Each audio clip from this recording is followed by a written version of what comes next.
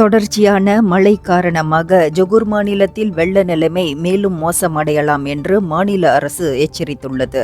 இன்று வரை கனமழை நீடிக்கலாம் என்று எதிர்பார்க்கப்படுகிறது என மாநில செயற்குழு தலைவர் முகமது ஃபஸ்லி முகமது சலே தெரிவித்தார். நடப்பு பருவமழை காரணமாக முக்கியமான பகுதிகளில் வெள்ளம் அபாயம் ஏற்படக்கூடும்.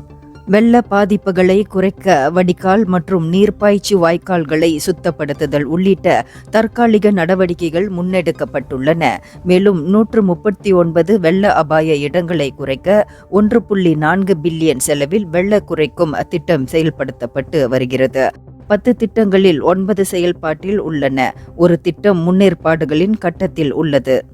12ஆம் மலேசிய திட்டத்தின் கீழ் 1.9 பில்லியன் மதிப்பிலான கூடுதல் வெள்ள குறைக்கும் முயற்சிகளும் திட்டமிடப்பட்டுள்ளன என்றும் அவர் கூறினார்.